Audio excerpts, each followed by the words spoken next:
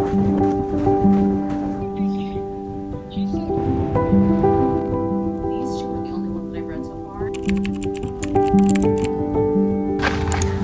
morning. We are going on a trail run. It's pretty cold out and I brought a bunch of extra layers with me, but I think I might actually be okay with what I have. I'm wearing my Hoka trail runners. I've got some gloves. I've got a face mask. It's gonna be a really good run, honestly. Recently I've been getting really sensitive to caffeine, so I've been trying to make sure that I actually like run the caffeine out of my system because I don't know what's happening. I don't know if it's that I'm getting older, but yeah, this caffeine gets in my system and really messes me up, so I have to like move to kind of get it out. I'm really excited. I haven't been on a trail run since my race, which was probably like 2 months ago, maybe a month and a half. I have a lot to do today and I'm really excited to just kind of start the day with some good movement, be outside. I do normally listen to music when I am running, but today I'm gonna be listening to Ram Dass. I love Ram Dass. I feel like sometimes I get really in my head and I just need something to ground me and to keep me calm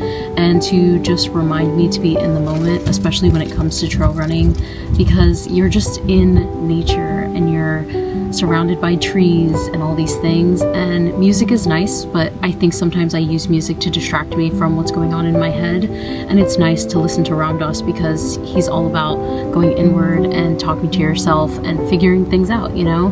So I'm excited to give him a listen today on this run, and we're gonna get started.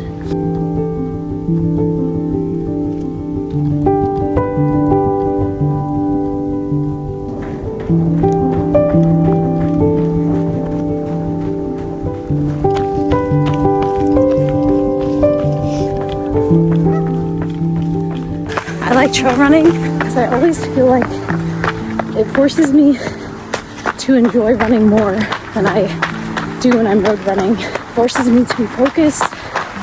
It forces me to acknowledge feelings that are coming up.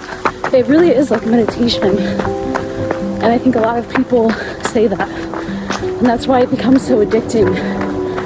Because you just start and you're like, I have to keep untying all these things and figuring out this stuff within myself, and it's just so nice. It's so cold. I'm feeling so bad for the geese because the lake is like half frozen, so they don't have as much space to run or to fly or to play. People ask me all the time how I run in the winter. It's really about making sure that my body heat stays warm. I don't really care about the rest of me, honestly. Like, my center needs to stay warm, my chest. It's kind of nice when my legs are cold. I feel like I move slower, which is really nice. I'm about 3 miles in. I think I'm gonna go for a 10K this morning, and I'm feeling good. I swear, trail running is great for like, if you're trying to learn to pace yourself, especially if you're training for a marathon, or you're just wanting to start running. Go out on the trails. It forces you to take your time, and it forces you to learn how to breathe. I'm on my last lap. It finally got a little bit warmer. It's feeling really nice. My lecture from Ram Dass just finished, so I'm gonna put on some house music and speed through this last mile. Yeah. I just want to say too, if you guys are starting out with running in the very beginning, don't be afraid to go slow. When I started, I was running like a 15-minute mile. And now my slow pace is like a 10:50, and it took me a long time to get there. But don't be discouraged, because as long as you start, you'll get to where you want to be.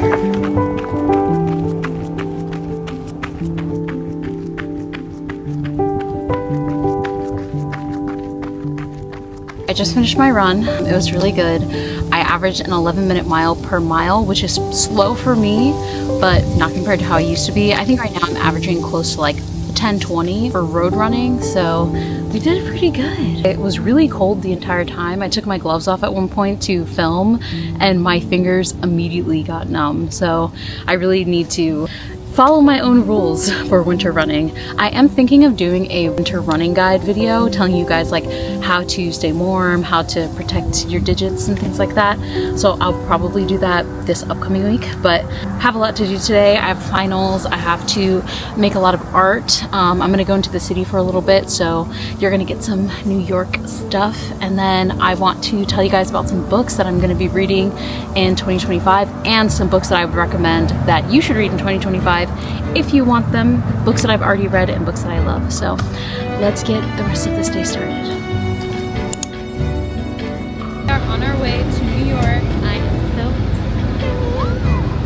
I'm so grateful that I have access to a city that has so much art and history. I decided to go back to college this year to pursue creativity as a career, and coming back home to the East Coast and getting back into the city has completely rejuvenated me. My first semester is finally coming to an end, and I can't wait to see what next spring brings. I'm hoping that it's filled with a lot more art, lots of long runs and races, and opportunities to step into myself more deeply. I spent a lot of my life feeling a lot of doubt about who I am and what I want, but the older I get and the closer I get to 30, I realize that everything that I've wanted has always been inside of me and always been true. I've always loved art. I've always wanted to be an artist. And one of the big things that I've learned in my last years of being in my 20s is to have confidence in myself and the decisions that I make. Or at the very least, I follow one of my favorite quotes and I feel the fear and do it anyways.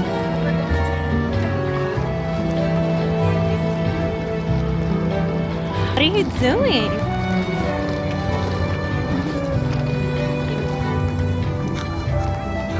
So we've been running around, got lost a bunch of times, but we found where we were supposed to go see some people. How cute. Hello, I am back home, and I wanted to end this video by sharing my book recommendations. I have a lot of them. Pile number 1, pile number 2, okay? I have all of these book recommendations sectioned off by categories, so it's either going to be books that I like because I really love the story, books that I like because I found them inspirational, self-help books that I actually liked, books that I'm planning on reading very soon. So I want to start with these 3 books by Brianna Wiest. When You're Ready, This Is How You Heal, 10 Essays That Will Change the Way You Think, and Ceremony. These 2 are the only ones that I've read so far, and I love these books. She also wrote The Mountain Is You. I could not find it, but that is one of my top 10 favorite books of all time, and I honestly think that everyone should read it. It's such a good book.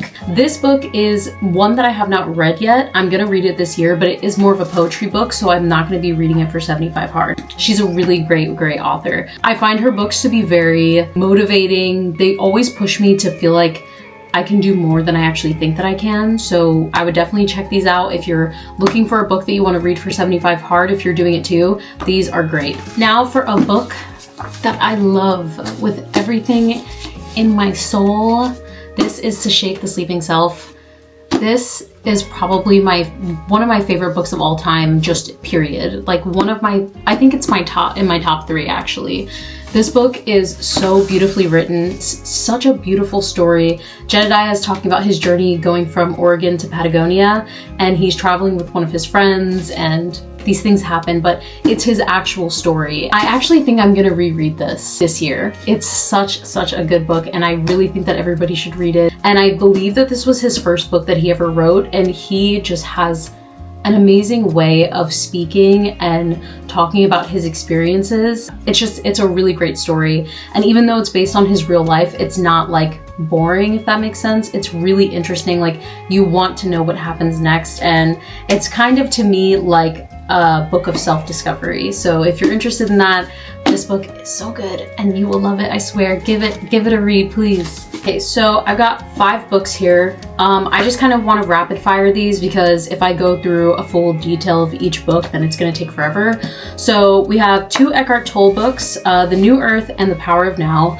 I really like these books. I was really into spirituality at one point, so these types of books always kind of, they just make me really happy. I like reading about like mindset and grounding and things like that. I didn't read A New Earth. I did read The Power of Now. This book, This book changed my brain. It just kind of left me feeling very grounded and ready to take on each day as it was. I will say these books lean very heavily towards spirituality, so if you aren't really interested in that, you might not like these books. A lot of his books are very spiritually focused. Yeah, this one, A New Earth, I started it, but I didn't finish it. Awakening to Your Life's Purpose. I might add this actually to my list for 75 hard because I don't know why I didn't finish it. I don't even know what page I stopped on. Either way, I like his writing. It's a little, I would say sometimes it sounds a little woo-woo, but I kind of like woo-woo stuff. So if you're not really into that, you won't like it. But I would say that if you're looking for a book that is kind of focused on helping you find inner peace or helping you focus on being present, maybe dealing with anxiety, like anything kind of more mental health-y-esque, I would say that these books are kind of geared more towards that. These three books, which is The Untethered Soul, The Infinite Way, and Revenge of the Tipping Point, these are books that I am planning on reading. I have had The Untethered Soul in my library for a very, very long time, and I've been meaning to read it because it was gifted to me by a friend who really liked it. And every time, I don't know why I haven't read it yet, but I'm gonna read that this year.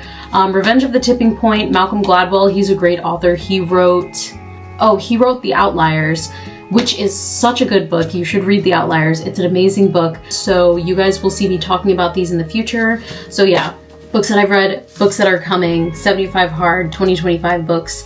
I'm excited to read these. I have a habit of collecting books and I do read a lot, but because I got a Kindle, I kind of like stopped looking at my physical copy books. And one of my goals for this year is to read all of the books that I have not read in my collection. And it is a very hefty task that I'm going to be taking on. So next, these 4 books. So we have The Midnight Library, Unlikable Female Characters, The Pilgrimage, and The Witch of Portobello. These are some of my favorite books of all time. The Midnight Library, I have not finished this book yet, but I started it very recently and it is so good. This book is so good. The storyline is really, it's just amazing. Basically, she dies and she has the opportunity to go and live different lives. It's different versions of her own life, how her life would have been if things would have turned out differently, and it's just so beautifully written. This is by Matt Haig, and I am really excited to finish this book. I'm gonna finish it like probably this week. Unlikable Female Characters is another book that I started very recently. I started this probably like 2 days ago. This book is so good. You know, there's characters in movies that are women, like Regina George. I feel like I want to absorb the kind of like don't give a fuck thing that a lot of these characters have. Back says, Unlikable Female Characters traces the evolution of highly memorable female characters, examining what exactly makes them popular, how audiences have reacted to them, and the way in which pop culture is finally allowing us to celebrate the complexities of being a woman. And I just love it. I think this book is really good, and it kind of makes me want to lean into that part of me that doesn't care about society and social norms and like being weird. And I really like that this book kind of encompasses that feeling, and I'm excited to finish it.